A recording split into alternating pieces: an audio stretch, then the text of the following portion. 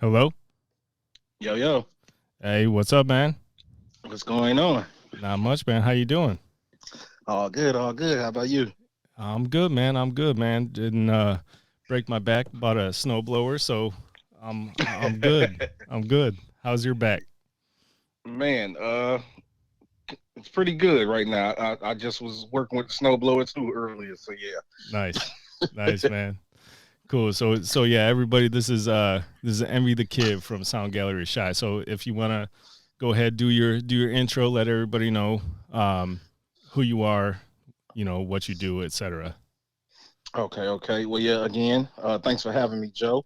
I am Envy the Kid from Sound Gallery, Chicago. I'm on IG at Envy the Kid Mixed It. Um, you can also follow us at Sound Gallery CHI on IG as well. Shout out to Nick 909 Made It. That's my partner. Nice, Other than that, I am a Pro 2 advocate. nice, nice. Cool, man. So what got you started? Well, you know what? Actually, I started out as an artist myself. I started out as an artist, and I've always been hands-on with everything. So, um, the engineer that I was working with at that particular time, Hmm.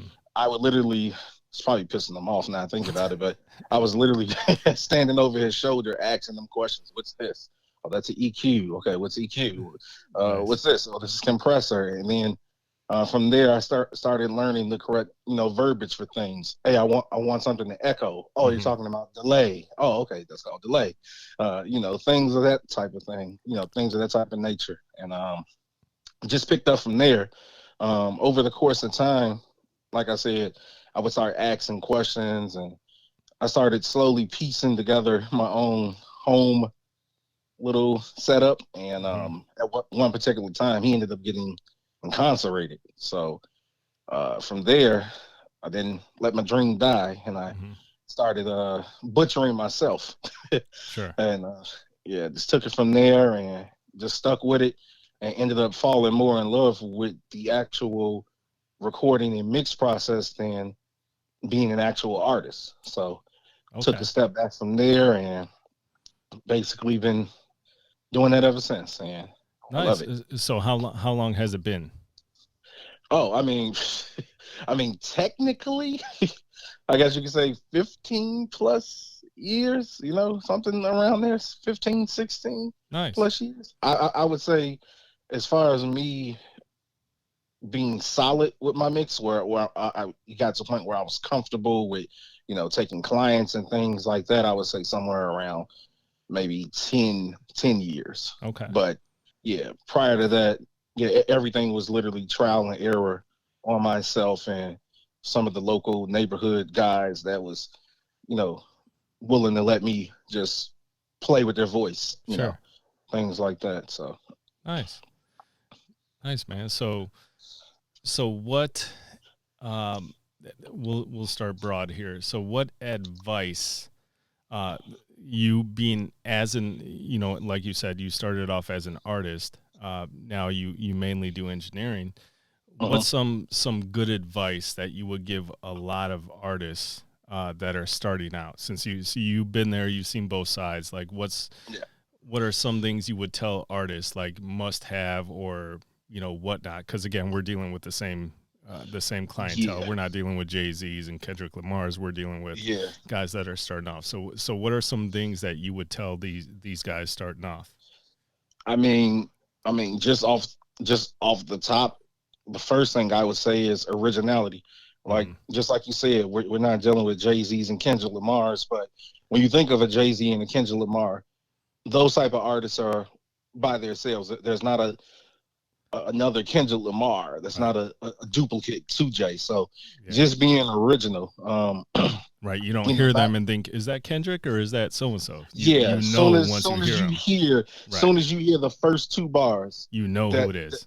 you know exactly whose voice that is. Yep. And a lot of I deal with a lot of artists, and don't get me wrong, I love auto tune like everybody else, Right. but the only downfall now is I see a lot of artists wanting to sound just like a mainstream artist. I get a lot of people who reach out to me, and before they're even asking for my rates, they say, "Can you make me sound like Little Dirt? Can you make me sound like Travis Scott, Sure. Post Malone?" Mm-hmm. And my thing is, yeah, I can do that, but I mean, Is that there's what you want to already a do? Dirt. Yeah, Right. and plus there's already a Dirt. There's already a Post Right. Malone out here, and then a lot of times you get those artists and they're coming in with the YouTube beats, and when they ask you to pull up the YouTube beat, it's Post Malone type beat. So not only are you trying to sound like Post Malone, but then you're getting the same exact type of production as him too. So Right. the first thing I would definitely say is just try to be original. We all pull, we all have influences Right. from different artists, but bring it into your own because, for instance, like I said, Post Malone. If you are a person who listens to, I would say, a Travis Scott, then you probably will also like a Post Malone because they're both melodic, sounding artists, Sure. but they aren't the same. Right. They have similarities, but they're entirely different. You won't. Both of them can be on the song together, and you can tell who's who. Right. Mm-hmm. So, but it is similarities. I'm sure Post Malone would say that he got some influence from Travis Scott or Kanye or but he doesn't sound like any of them. Right. And vice versa to each of those guys. So I would say the first thing is this originality and just being creative, stepping out the box. Just be you, really. Exactly. Because Exactly. I feel like now in this day and age of music, there's literally a lane for everybody. So there's going to be a demographic of people who hate you and your music, and there's going to be a demographic of people who love you and your music. So just be you. Just be you. Don't try to be, the next person that's already out here successful and made it. Exactly. And I mean, I look at that like if you wanted to be a writer, if you just copy and pasted what somebody else wrote, that's plagiarism, right? You're exactly. You can pull influences from them, but just exactly. Don't just copy and paste what somebody else is doing. Exactly. And that's what I say too is, you get a lot of these copy and paste artists that just want to copy and paste what's already been done. You look at the guys that are around for a long time, the Lil Waynes, the Drakes, the Kendricks, the Jay-Z's, is because there was no copy and paste. It was, wow, this is different. This is new. This is enticing. But you get the copy and paste artists and they come and go. Exactly. It's a wave. They might able to break the airways with a single or two, or something might stream for a little while, but after that, because we're in a business of, okay, that's good, do it again. So right. After you do it the first time, okay, you caught them. I mean, for instance, a lot of people talked about Designer. Yeah, Panda was hot. He sounded identical to Future. Where's Designer now? Exactly. I mean, I'd say the industry stole the Diddy method, like how Diddy did. Diddy was the first person that would take people, milk them for what they got, and get rid of them. Yeah. They all follow suit. You look at after Biggie, after he had Mace, after he had Shine, all those, obviously Biggie died, Shine went to prison, Mace, quit, or I don't want to say quit. He found went a different path. But after that, it was basically, okay, let me get Danny D. Kane, let me get B2K, let me get this, and let me milk a few singles and get rid of them. And nowadays, what was the group? The whole show, the Making the Band. Exactly, yeah. Was it like 10 people? And I don't think he kept any of those people. No, he hadn't kept anybody. I mean, I can't think of anybody that was signed to Bad Boy after like Mace and Shine that's been there for longevity. Yeah. I mean, he had Carl Thomas and some guys that were there for a little longer stay, but he didn't even put out a lot of music. I think in total, Carl Thomas has maybe 3 albums, right, over a 20-year period. So. Yeah. So no, Diddy was ahead of the game back in the 90s, saying, you know what, I'm gonna just get guys, get them for this period of time, for this wave, and go on to the next one. And I'm gonna still hit you with that perpetuity though. Yeah, oh yeah, definitely, most definitely. So 20 years from now, you make a song, I still own it. Yeah. So yeah, I mean that's what you see now. You see guys that are hot, like everybody. Obviously here in Chicago, we talk about Chief Keef, and he's Uh-huh. obviously an originator of a specific sound or whatever you want to call it. But Uh-huh. where's he now? Yeah. I mean, Yeah. you got a million other artists that are doing the same thing. Exactly. So yeah, I definitely agree with you there. As far as that, what besides originality, what are some other things that you may tell artists? Don't rush the process. I get a lot of artists. Well, I'm sure we get a lot of artists. They book you on Monday. Mm-hmm. They probably only booked you for 2 hours. They want to get the whole song recorded, mix and master because they've already called the videographer for the video that they plan on shooting Wednesday Yep. because they plan on dropping it tonight. Yeah. It's like, oh, wait a minute. And Yep. it's like, hey, let's prep this. Let's prep this single. Do some in studio shoot snippets of me doing the mix on this. Let's build some steam behind this single before you just drop it. Definitely, and you Right. get a lot of artists. They try to, I get a lot of clients and they're like, well, yeah, I'm gonna do it like how Drake did it, or I'm gonna do it like Beyonce did it. She didn't do any promo, and I had to tell them, Beyonce is a mogul. Like she Right. doesn't have to. Exactly. People know her. Like you're trying to get off the ground. So yeah, you have to build steam. Nobody knows you yet. So let's Right. build some steam behind this single. Let's set up a date. Let's set up a campaign. Instagram and Facebook, those things are your friends now. You can pay for online Yep. marketing and promo. You can promo a single for 30 days, 60 days, 90 days, however long you want to do it. You know, that's what I would say. Definitely do a nice promo, maybe even for 30 days before Yeah. you even drop the song. Build a campaign. Maybe even do like how you doing the podcast. Hey, Joe, can I come on your show on the 31st of March and drop my single on there so we can build build a platform for it.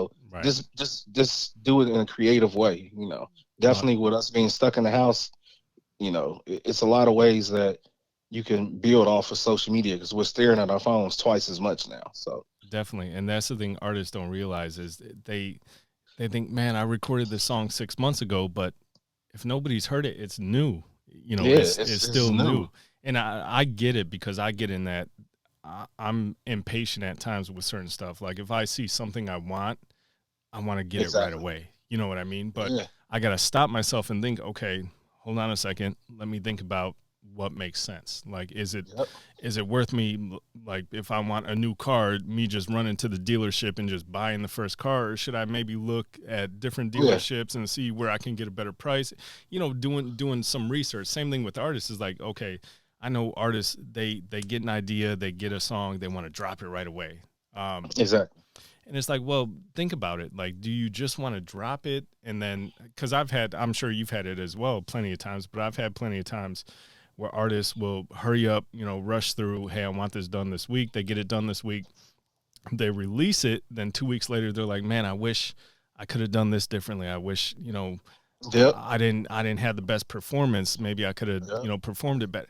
And it's like, well, that's what happens when you rush stuff. Like Yeah. you end up regretting it. And for Yeah. me, that for me is my big thing is, I'd rather wait to do stuff right and then just rushing Exactly. to put stuff out, because Exactly. Kendrick I Lamar, send videos Jay-Z's, to artists the now. guys we talk about, they don't rush to put stuff out. Sure, they can Exactly. now that they're a little more established. I mean, they could put out whatever and people are going to gravitate towards it. But Yeah. as an artist that's starting off, you don't want to Yeah. fall I into mean, that. their budget is entirely different. Yeah. Jay can Exactly. lock in. Jay can get Jungle Studios, or what? I don't think it is Jungle Studios anymore, but Jay can book a studio for 2 weeks and Right. lock in Timberland, Pharrell, Swiss Beats, Right. And and knock Just out 10 Blaze. songs Yeah, in he's gonna 14 lock them days. in. Yeah. They're gonna literally lock themselves in there, kind of like the Blueprint One Right. process when they were saying Just Blaze and Kanye was literally in Studio A and Studio B, just going back and forth. I mean, they can do that. So, I Yep. mean, you as a new artist, you don't have that luxury yet. You can get there, but Sure. you got to work for everything. And Yeah. it's, yeah. And then another thing with, I would say, just to piggyback off of that, even let's say you do rush through a song and you drop it, and you seem to, it seems like you might be doing something. Work that single. Right. Like, I get a lot of artists that I feel like they're possibly cutting the legs off of something because they put out something And move on to this, the next. yeah, they put out something this week, and they'll Yeah. promo it all this week, and then they'll book a session the following week. They're working on the next single. Right. They don't mention that other record anymore. They're Yeah. on to the next. They don't give it legs. Yeah. Yeah, they're cutting the legs off of it. Like, if Yep. if you put a single out today and by the end of the night you got 150 views, 250 views, keep pushing it. Work that single. Yeah. Work that single. No, you see it. Going back to the whole thing with Designer, they said Designer worked that single for like 8 months before it ever broke. And they worked it even after it broke. It was still worked. Exactly. That's what you see with singles from these artists is they got a single, they work that single. They don't move on to the next one. Yeah. They bleed it for what it's worth, and then as soon as it's done, then now okay, let's go on to the next one. I would prefer an artist comes to me and say, "Hey, I do want to do a project, but I want to work a single, and I believe this is the one. So I'm going to book hell of time and get this record to be as fire as we can possibly get it, because I feel like they should treat it like this is their one shot. So let's invest as much time in this song to get this done. Let's make sure this mix sound. Let's make sure I got my performance and all my takes are good. Let's make sure the mix is as tight as it can be. Let's make sure it's mastered, it's sounding good and all that, and then let's work it. And all while we're going through this whole recording process, I'm building a campaign. I definitely paid for the beat. Right. That's another thing. Please, artists, quit just downloading the beats. I literally have artists that come to me. And I load up the beat, and they'll have a little piece of paper, and they're like, "Hey, at 47 seconds, at a minute 25, and at 2:27, the producer tag is on there. Can you cut it out?" And it's like, come on, man. Yeah. Just most of those little YouTube guys, they don't even want no more than like $40, $50 for the beat. Right. And so. And even nowadays, I mean, working with somebody, I mean, that's the big thing too that you see with these established artists. They find somebody that they can work with, and they build that relationship. Stick with them. Right. I mean, I'm not saying you got to work with one producer, but you want to build with somebody. You want to find somebody that can cultivate your sound, production-wise and engineering-wise. Yeah, build that vibe. Build that vibe with that producer. Build that vibe with that engineer. Build that vibe with that videographer. That videographer is that's mind is just as crazy and creative as you are. Yes. I think that's why people like Hype Williams and X and all those guys were like super hot, because they were able to tap into the minds of like Busta Rhymes when he did the joint with Janet Jackson. Like, that video is still a classic video 20 plus years now, because that video clearly came out in like 97 or something like that. And that's still a classic video. If that video comes on now, I'm still stopping what I'm doing to watch it. Yep. And it's this build, just lock in with somebody. Don't bounce around to different studios. If you found a studio that has a good sound with you, save up your money to book that next session. Don't go to the next studio because they're charging $20 less than the guy who you just previously went to. Deal with that engineer. Right. So yeah, you're building together. I mean, that's what I say all the time. It takes a team. Like, exactly. That's why Drake has 40. Hove has Guru. Eminem had Dre. Hove has Guru. Everybody had. Well, not everybody had Dre, but Snoop had Dre.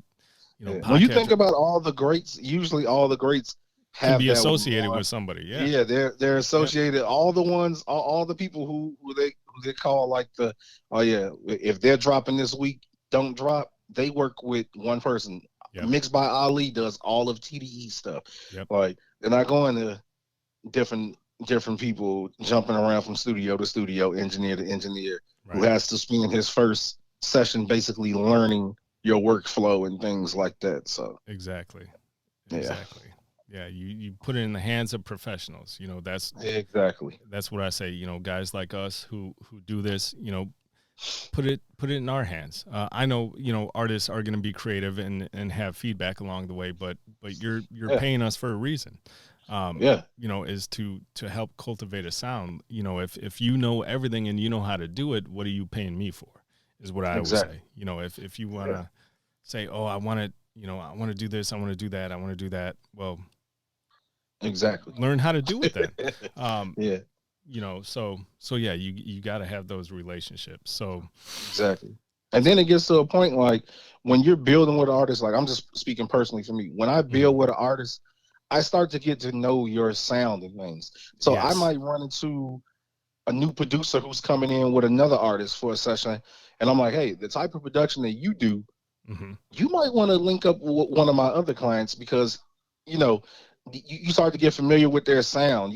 Even with the collabs, you right, know, if I'm working with this artist and I'm working with another artist, you know, if I'm building a vibe with both of them, I might can say, hey, I think you guys would gel well on the single together. You yes, know, do something together. You know, because we're building that relationship. We're getting familiar with each other. We're learning each other. I know what you're gonna, you know, your preference and your taste in music is. So, yep. but that has to come with consistency and getting familiar, not bouncing around. Most definitely, man. Yeah. So, so yeah, switching direction now. Mhm.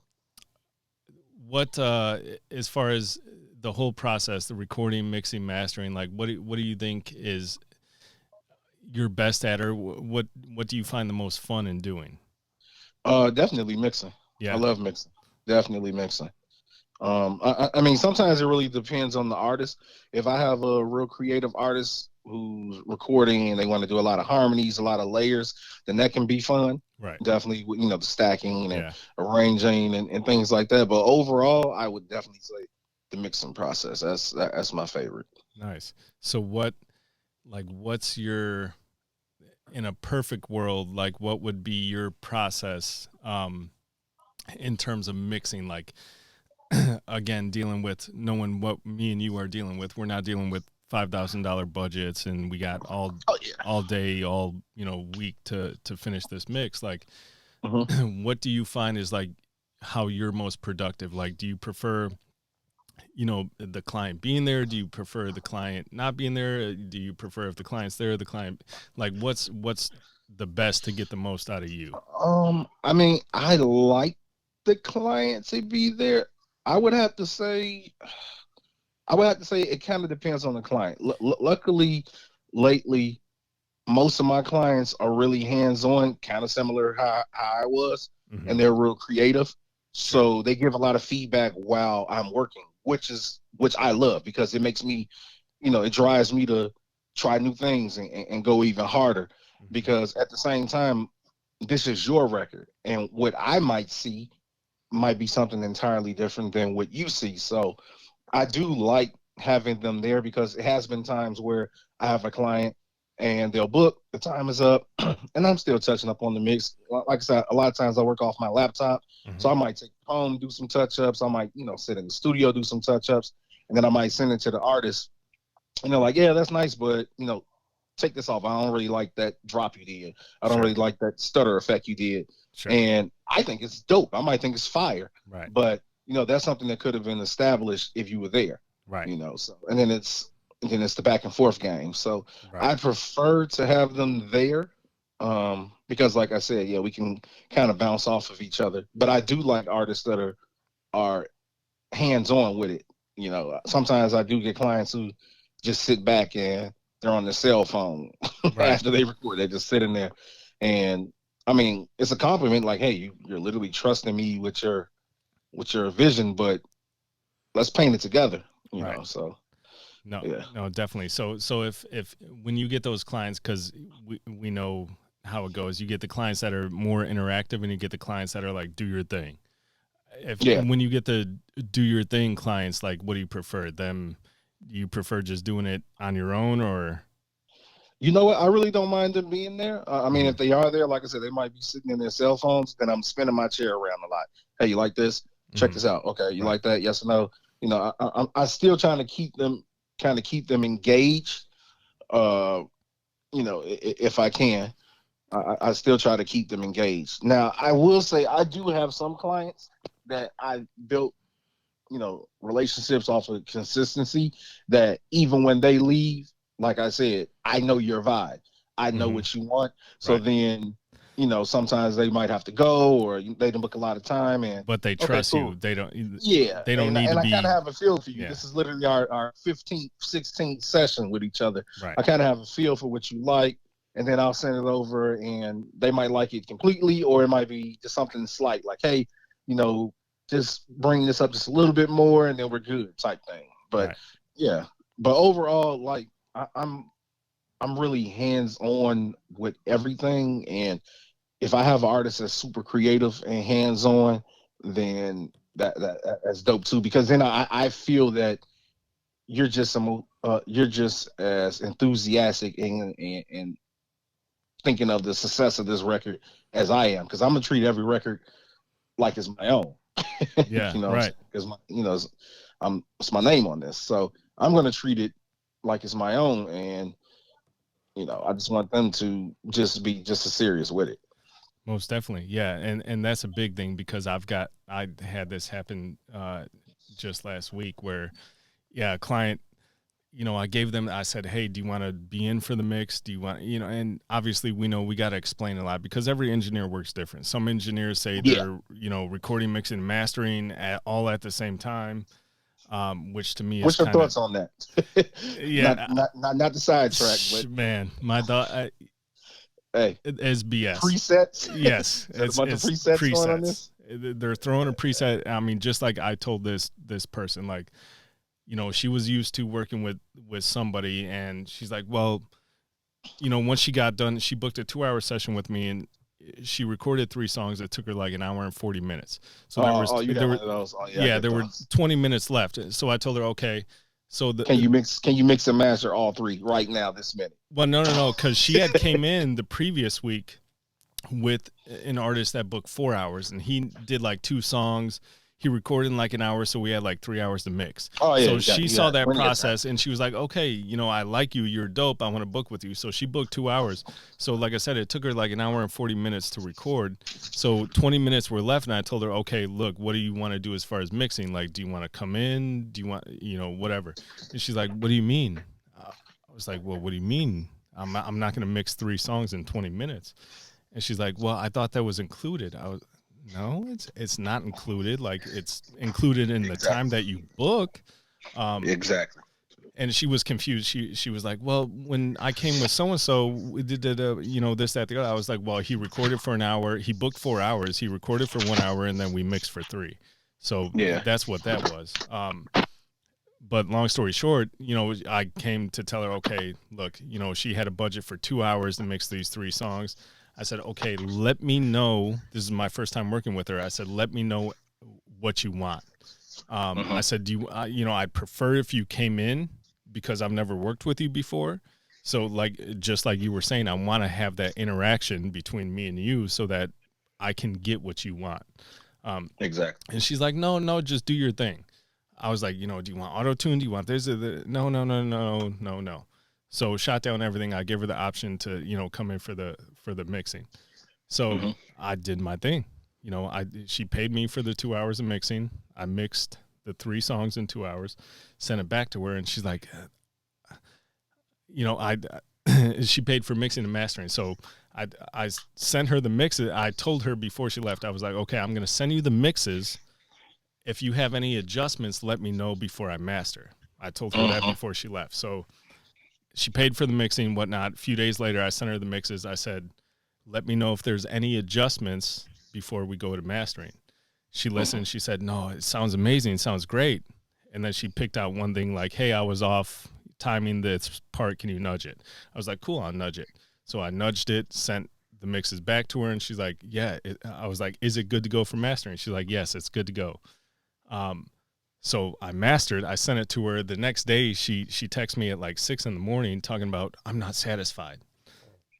Like, now she has a whole notebooks of stuff. Exactly. I was like, what do you mean you're not satisfied? And You just gave me the A-OK. right. I was like, I told you when you were here for the recording, let me know what you want.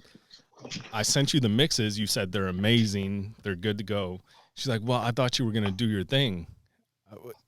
What you mean I was going to do my thing? I asked you Yeah. what you wanted. She's like, well, the last guy I went to, I didn't have to tell him what to do. I thought you're an engineer. Yeah. I mean, that's that whole, Artists have to be knowledgeable. yes, That, yes, I know you asked me what is something to tell people. Artists, be knowledgeable yes. about the whole studio We're not atmosphere. mind readers. Like, Yeah, I know you see pictures of YouTube of Gunner and right. Lil Baby in there, and they're smoking on hookah in the studio. But yeah, between those pools of that hookah, they are talking to that engineer, and they're telling him exactly what they want. Exactly. Don't just think that we're Houdini. We do not know you. Exactly. Until, like you said, we built that relationship, and then I know, like, you can leave, whatnot. So yeah, I mean, don't tell me do my thing and I do my thing, and then you say, well, I wanted this, that, the other. Well, you should have told me that from exactly the very first point. So yeah, no, I definitely feel that. But what's if you could, let's go here to some more fun stuff. Okay. Mixing. What's your favorite part about mixing? Is it more, the technical stuff like EQ compression, or are you more like effects? Like what's your favorite part about the mix process? You know what? I'm not gonna even lie to you. If this was this time of last year, I would say effects. Mm-hmm. But as of lately, I don't know why. It's so weird of me. The sweeping process of just getting that vocal from being dirty to clean, Mm-hmm. I'm really enjoying that lately. I've been using a lot of EQs. Speaking of, I just got that Nova EQ that you posted earlier. Yeah. It's very nice. I love it already. No, man, I'm telling you, that's like my favorite free plugin. Oh my God. Yeah. I love it already. Like stuff like that. Like just finding little gems like that. I never even heard of that company. Right. Like just little gems like that, and anything that's able to make the workflow smoother, I really enjoy. I do love the effects. I have a couple of clients who have some amazing music coming out. Shout outs to Zaya and Orion. We got a record called Bleeding, which is insane, and we went crazy on the effects on there. But overall, just getting the vocal to sound clean before any of the effects go on, before the reverb and the delay. So you're a before distortion. You're a before effects guy. Yeah. So you want to get it clean before you put effects. Yeah, I love I love when the artist is in there, and before I add any reverb or anything, and I get a real cleanup, they're like, "Whoo, I sound good right there. Is it done?" And I'm like, no. Oh no, there's no ketchup and mustard on here yet, my friend. And man, that's it's so underrated. And I tell this to my students as well. It's like there's lots of engineers out there that are good at dropping a beat, which is as simply as just muting a region. Yeah, I love that. Putting a drop in a beat, or putting an effect on here, but do the vocals sound clean? Like, does the track sound clean? Like, it's so underrated. Like, everybody's so infatuated with the creative part, they forget about the technical part in terms of, like you said, just getting everything to fit nicely and getting everything to sound clean. Exactly. Because if it's not cutting through that frequency like it should, then when you're adding all of this reverb, delay, and distortion, and drops and stutters, that's gonna start cluttering up that mix. Exactly. I mean, it's gonna sound impressive, like, oh, this is cool, but you play it next to a song on the radio, and it's like, well, these vocals don't. Exactly. They don't fit in the playlist. Like, you play this song next to my song, and it's like, you can hear the difference. So yeah, no, I agree. It's definitely, it's, I would say the least, I have a lot more fun doing effects, but I'm the same, where that technical part is the most important, which leads me to my next question. If you have 1 hour to do a mix, what are you doing first? Are you going to, I think I know the answer now, but are you going to effects and, production, drops, arrangement first, or are you going towards EQing, compressing, more of the technical stuff first? To be honest, like I said, if I literally had like an hour, 2 hours, if it's one of those type of scenarios, I'm gonna hit them with. I'm gonna run through that Pro Q. Mm-hmm. Run through the Pro Crew Q, do some sweeping, run through some quick compression. I'm going to add some de-essing. I'm not going to do real detailed de-essing. Mm-hmm. Just a little bit on there, just so it's not any harshness. Mm-hmm. Other than that, then I'm probably adding just a little reverb and delay. And in my last 15 minutes, yeah, I'm putting some drops and some stutters, because usually artists like that, they kind of like more of the dirty mix anyway. They kind of like it kind of grungy. Sure. I had an artist one time, he told me it sounded too clean. Yeah. And which at that particular time, it sounded nuts to me, because I was like, well, isn't this what you want?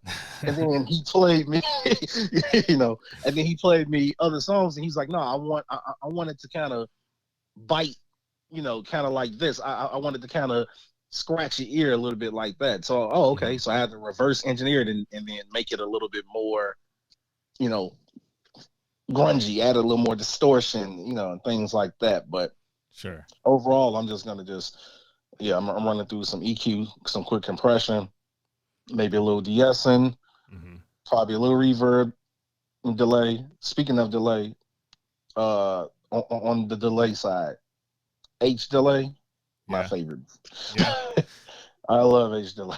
So let's talk about that. What's EQ wise? So let's talk about some favorites here for all the gearheads out here, like me. Yeah. Like what? I mean, do you use like for subtractive EQ, for additive EQ? I mean, do you use different EQs? Like what?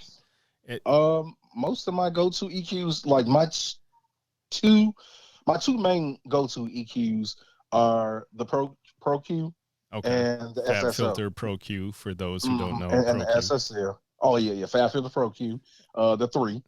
Have the 3 now. And the SSL channel. What, the channel, the Waves one, or? I have the Waves one. I've used the UAD one, which I'm going to get. I actually just got so at first I'm kind of transitioning. So I was using just the regular one that came on Waves, the SSL one. But Chris Lord has now made the new one. I think it's called Mix Hub. It's still in the Wave. You know what I'm talking about? It's like the Mix Hub one, and it has like 4 or 5 different.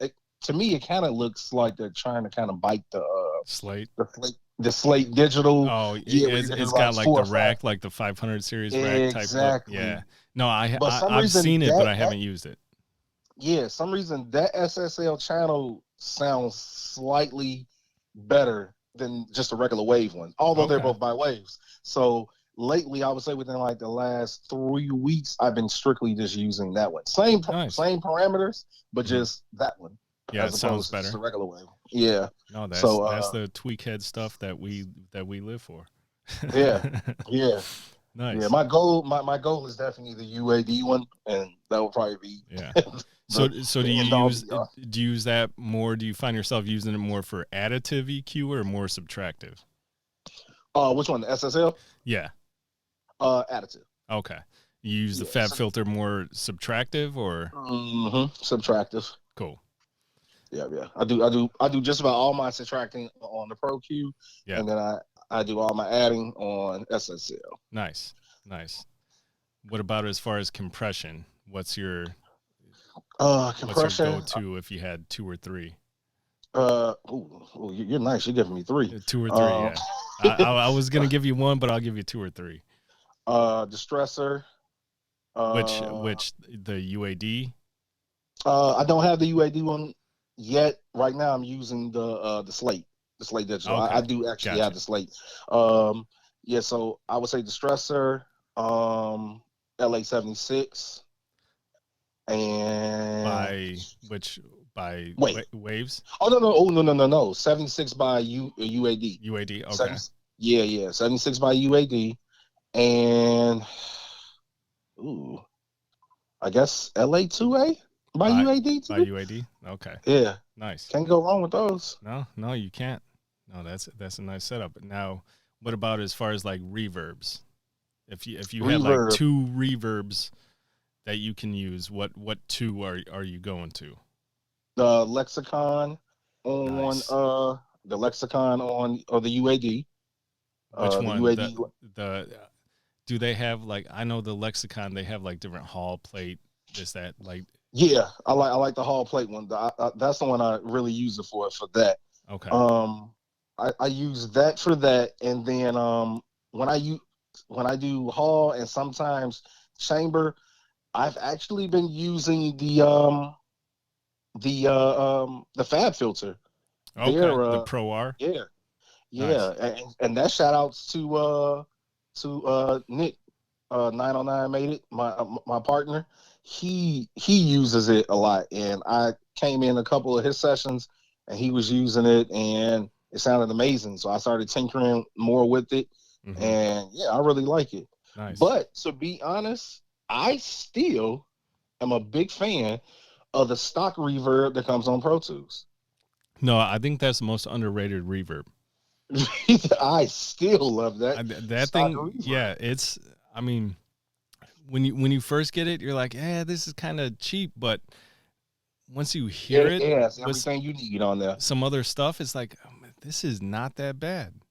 Yeah, Yeah. and for somebody like me, like I've only had, as far as school, I've only had just a minimum amount of education as far as technical in our field. Everything else I've done is literally just trial and error, Mm-hmm. and that that EQ, I mean, excuse me, that reverb, I literally learned the whole fundamentals of reverb with that one. Yeah. That reverb made all the other reverbs I ever used to this day make sense. Nice. I literally did compare and contrast with every other reverb that I ever used off of that. Yeah. And yeah, I still use that reverb. I that the Hall effect I use, like when I do the reverse ghost effect on people's vocals when I'm stretching, like toward like the like a riser effect. Uh-huh. That's the one I use. I use that reverb. Yeah. To me that's the best one. I tamper with the fad filter one sometimes with it, but overall when I'm using it for that riser effect, that ghost effect on the The first syllable for the reverse vocal reverb. type. Yeah. Exactly. Yeah. I always use the Pro Tools stock The one. That's D-verb. my favorite. Yeah. Yeah, No. the Deverb is a beast. Yeah, it is. It is, man. It's a beast. It's That's my slept favorite. on. I know that was one of my biggest things when I first started was reverb. Like, I couldn't find a good reverb. What about Yeah. are you a big advocate of EQing your reverb? Yes. Yeah. So I do a lot of stuff with on my reverb. I do some EQing on my reverb. Sometimes I add some de-essing on there. I do some Nice. compression on there. Um, and I'm still a person who gets ideas and learns tips from you and like you say, YouTube and things like that. Mm-hmm. I've even picked up on this technique where if the artist is using autotune, you Mm-hmm. take that same autotune key and you put it on the reverb as well. Yeah. You put it right before you put the EQ on there, Mm-hmm. and it makes it cut through even clean. Yep. Definitely when you're dealing with artists who have like that high, that's using a lot of reverb with the fast retune speed, Sure. with like the Dirk effect and things like that, like the little Dirk sound and stuff like that. That really sounds good on them. And I've only been using that technique for maybe the last 6-7 months. Nice. And yeah, so it all really just depends on the approach. But yes, I am a person who does a lot of stuff before actually adding the reverb. Nice. It's a lot that's going in before that. Definitely, man. I like that.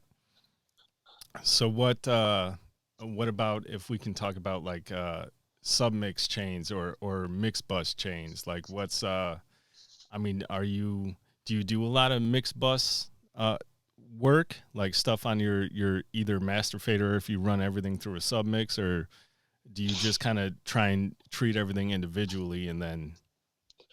So This what I learned from. It's a guy on YouTube. You might have heard of him. His name is Devon Terrell. He has a page called Help Me Devon.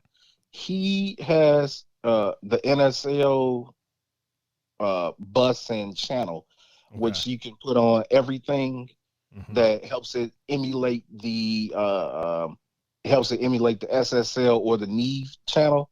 Sure. I literally put that on all my chains. Nice. Yeah, I love that. Yeah. That you put that on all your tracks or just on your submix? Well, I put one on the submix too, Hmm. but I do put it on. I do put it on the tracks too as well. They have one. Nice. I think that's not the channel or the bus. I always get the words messed up. I think that's the channel though. Yeah. And you put it on there. They have the different options where it can sound more like it has more of the characteristics of a Neve Sure. or has more of the characteristics of the SSL. When I started using it, I was using SSL, but lately I've been using it with the Neve effect, and I've slowly am falling more in love with the Neve sound on there. As Nice. I said, with this stuff, it's so weird. It's just kind of like based off of Yeah, you like one thing one day, 2 weeks later you like something else, right? exactly. It's just really kind of based off of preference and Yeah. what you're dealing with.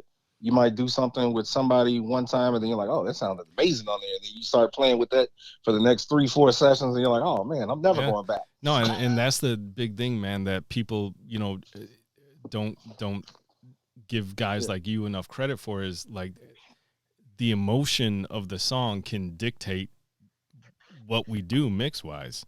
yeah, exactly, It's totally different, if we're working on a trap record versus if we're working on an R&B record. Um, exactly. that's a lot of people think, oh, you're an engineer, you just, push the same buttons for every. No, no, no. Yeah, There's but some you know engineers what? that push the same That's buttons. a bad rep that we have because Right. it's so many engineers, and I get clients like that, and those are the clients that I usually end up feuding with. Hmm. I get so many clients, and they're like, yeah, can I book 1 hour? yeah, my other engineer, he records, mix, and masters me in 1 hour, and I'm Right. like, if You, anything, he's literally going to each of these template. plugins. Yeah. Preset. Probably not even the template. He's literally going to each of those plugins, and he's clicking on whatever says male vocal. Right. Preset. Male vocal preset. He's presetting you to Yep. death. Yep. No, So I get it too. People will always come in. Well, the auto tune, I've had artists come in like, I always put auto tune on while they're recording so they can hear themselves yeah, because me auto too. tune is an instrument. Your voice is Exactly. dictating where auto tune goes. So I always put it on Exactly. so they can hear, because if they're off, we're not going to fix that in the mix. We're going to get it right in the recording. And I've had clients Exactly. literally like try and fight me. Be like, well, let me call my other engineer, and they call him, be like, oh, we'll set the retune speed at 45 and set humanize at 50. And it's like, it depends on your projection. It Yeah. that may have I'm about to say that may have everything isn't worked the for same. that record. That may have worked for that song, but you're projecting completely different. And me trying to explain that, they're like, huh? Exactly. I always say that it's like playing an instrument. Are you always going to play the guitar with the same velocity and the same, plucking the same notes? No, you're going to switch it up based on the song. Exactly. And a lot of people don't understand that. Which Exactly. yeah, definitely is something, that's I'm big on. Is, it sounds like you are too, is, trying to help educate people, and Yeah. we're not trying to rob I them. feel like with anything, when you're going into anything, you should be knowledgeable. When Be you look at coachable. LeBron James and all these Right. ball They're players, coachable. he's not even that. They know the history of the players that came before them. Mm-hmm. They know the history. They know, this is even though, LeBron is considered the best, and James Harden, Kevin Durant. You can trivia these guys on basketball. They Right.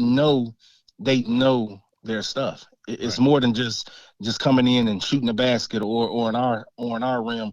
It's more than you just coming in here and just saying whatever you're going to say on this microphone. Like, understand what you're going, understand everything about it. We're more in a day and age now where a lot of these artists are going the more independent route anyway. So you want to be more knowledgeable on all this stuff anyway, to make sure that you're being treated right, or whatever. You want to make sure that you're getting the best out of everything that you're doing. So Yeah. No, most definitely.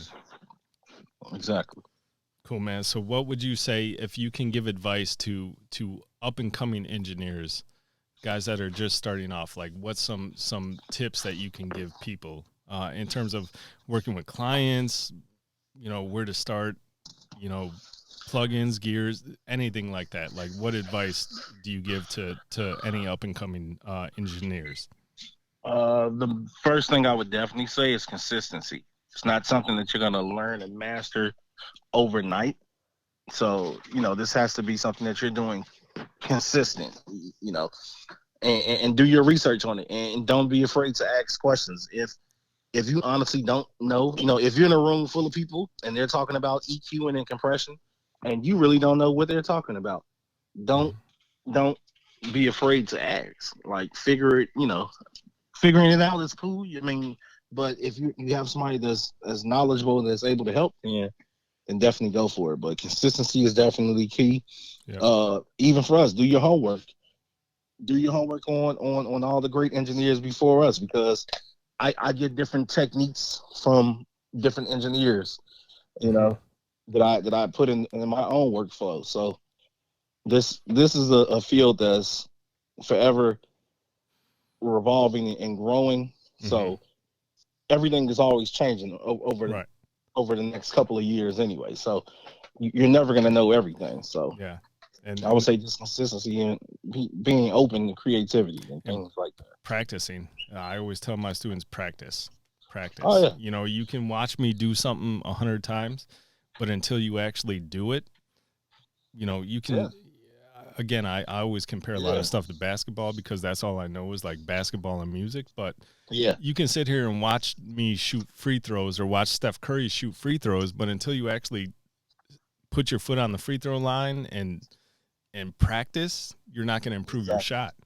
Same thing with engineering. Until you actually get your feet in and actually try, that's one of the questions I hate the most is when my students ask me, Joe, what do you think? I tell them, what do you think? What do you think? Right, because that's subjective. Like, I may think it sounds good. What I think is dope might not be right what others think is dope. And again, it's up to the client. Like, the client, you may think it sounds great, but the client may think, no, I want something completely different. The goal is, can you get to completely different? Right.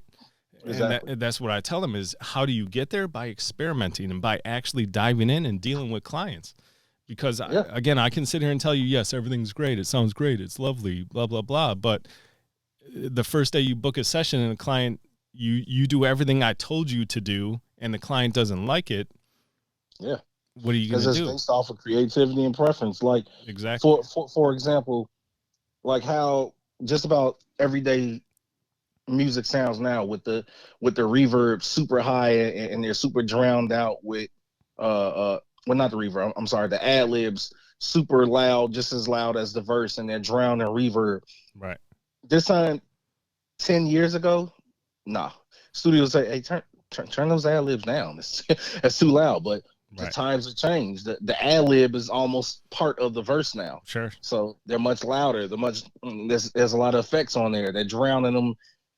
They add a lot of saturation to them and things like that. So it's like I said, it's forever evolving. So you just gotta like you said, you got to base it off of the client. Exactly. Because like you said, what you like might be something entirely different than what they like. Always think about like A$AP Rocky. When A$AP Rocky first came out, I think he was like the first person I heard that had like the super loud ad libs and they were like super drowned, and I was like, that's crazy that he did that. And I always wanted to see like his early sessions. I know his engineer was like, you don't want to turn these down a little bit. I know his engineer had to be like, you sure you don't want to turn these down? And I'm sure no, this is my sound. This is gonna work for me. Yeah, exactly. Cool, man. So no, man, I appreciate you coming on, man. I mean, is there any closing statements you'd like to make for artists, engineers, producers, anything? Oh yeah, well, we are all one and the same. Artists, engineers, musicians, anything that's dealing with dealing in that field. We're all first cousins, brothers and sisters. So, just just stay creative, stay original, and stay focused. Just keep going. You know, you might not be there today, but you'll be there tomorrow. Definitely, man. No, it's true. Cool, man. Well, man, I appreciate you calling in. I appreciate the conversation, No man. problem. We got to have more of these conversations. Oh yeah, yeah, yeah. I'm available anytime, man. Let me know. Definitely, man. Well, yeah, I got to get my next guy on here in a couple of minutes, but Okay. I could keep going all night with you, but Okay. but no, All I right, no appreciate it, problem. man. Hopefully the listeners, people that see this now or see this Mhm. later, you guys listen. This guy's dropping jewels. Not a lot of people are willing to do this, and that's the whole point of what we're trying to do here is trying to help the up and comers because there's a lot more of us than there is of the well established. So appreciate you again. Envy the Kid from Sound Gallery Shy. Appreciate it, Yep, yep, man. yep. No problem, man. Yes, I'll sir. hit you up tomorrow too, man. Yes, sir.